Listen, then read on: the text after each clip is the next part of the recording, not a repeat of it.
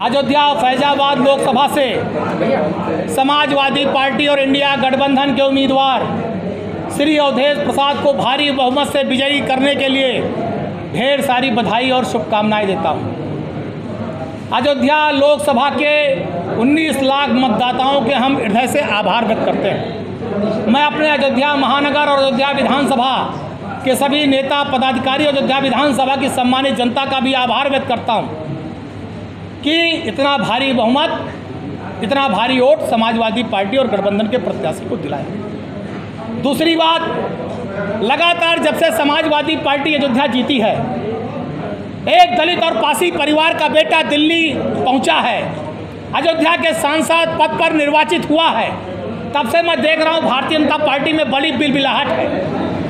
पूरी भाजपा के जो नेता हैं, जिन्होंने अयोध्या के मर्म और दर्द को नहीं जाना, यहाँ के किसानों की जब जमीन ली जा रही थी, प्रशासन और भाजपा गुंडाई करके उनकी एयरपोर्ट के नाम पर जमीन लिखा रहे थे और जितना उत्पीड़न कर रहे थे, कई महीनों उन्होंने प्रदर्शन किया। किसानों ने सड़क पर बैठकर, तहसील पर, डीएम आवास पर, सरजू नदी पर, तब भाजपा का कोई नेता माइक्रोस्कोप से दिखाई नहीं पड़ा था उनके दर्द को समझने के लिए।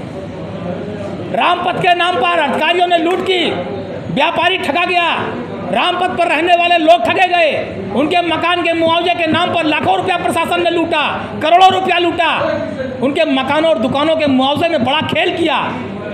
तब भी माइक्रोस्कोप से जब बुलडोजर चल रहा था रामपथ पर, तो कोई भाजपा का नेता माइक्रोस्कोप से कई किलोमीटर तक दिखाई नहीं पड़ रहा था। और आज जब जनता ने इंडिया गठबंधन साइकिल को वोट दे दिया, तो तिलमिला रहे हैं, बिलबिला रहे हैं। अयोध्या जाना प्रसाद मत लेना, अयोध्या में पानी ना पीना, अयोध्या में खाना ना खाना। अरे कोई न्योता दे रहा है क्या? यहाँ तुम आओ चाहे ना हो, कौन सा फर्क पड़ने वाला? तुम्हारे 100 दफा गर्ज होगी, राम जी का दर्शन करने आओगे। कोई राम जी यहाँ न्योता कार्ड नहीं बांट रहे हैं, तुम्हारे गर्ज होगी, आओगे अयोध्या, कोई यहाँ बुला नहीं रहा है। तुमने अयोध्या वासियों ने बहुत अच्छा काम किया, हरा दिया भाजपा को, क्योंकि अयोध्या ठगी गई, लूटी गई। ये जो बाहर तिलमिला बिलबिला रहे हैं, लिख रहे हैं फेसबुक पे, अभी इनका मकान गया होता तो पूरा खानदान रो रहे होते। और जब दूसरे का मकान दुकान गया, ये वही हाल है कि मेरे घर में कप्तान और डीएम पैदा हो और दूसरे घर में सेना में जाने वाला फौजी पैदा हो।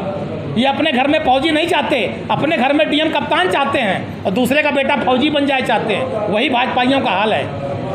तो आज जो ठगे गए थे अयोध्या के लोग, लूटे गए थे, उसका बदला अयोध्या वासियों ने लिया है। जो अपमानित किया भाजपा ने, अयोध्या में लोग आ जा नहीं सकते, गाड़ी चेकिंग के नाम पर उत्पीड़न, बच्चों के स्कूल जाने के नाम पर उत्पीड़न, किसी की तबीयत खराब हो जाए, श्री राम अस्पताल पहुंचने के पहले जान निकल जाए, भाजपा की सरकार में व्यवस्था है अयोध्या में। जब जनता परेशान हुई, जनता का उत्पीड़न हुआ, जनता ठगी गई, तो जनता ने साइकिल पर बटन दबाया। अयोध्या का विकास अखिलेश यादव जी की सरकार में हुआ, बहुत काम किया। आज मेडिकल कॉलेज, अंडरग्राउंड बिजली केबलिंग, ढेर सारा काम अयोध्या में अखिलेश जी ने किया, नेताजी ने किया। ऐसा नहीं कोई विकास समाजवादी पार्टी की सरकार में नहीं हुआ था।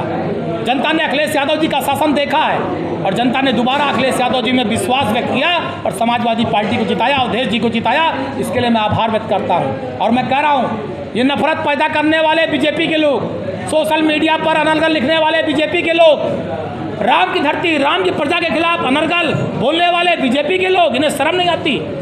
वोट मांगेंगे राम पर, राम के नाम पर, और राम की प्रजा को अपशब्द कहेंगे। और जो राम की प्रजा का अपमान करेगा, वो साक्षात मर्यादा पुरुषोत्तम प्रभु श्री राम का अपमान कर रहा है। ये मैं कहना चाहता हूँ। इनको प्रभु श्री राम दोबारा भी माफ नहीं करेंगे। जो राम को अपशब्द बोल रहे हैं, राम की प्रजा को, राम प्रभु श्री राम अपनी प्रजा का बहुत सम्मान प्यार करते थे, और जो राम की प्रजा को गाली देगा, राम की प्रजा का अपमान करेगा, अयोध्या की धरती का अपमान करेगा, अयोध्या वासी का अपमान करेगा, उसे प्रभु श्री राम नहीं माफ करेंगे।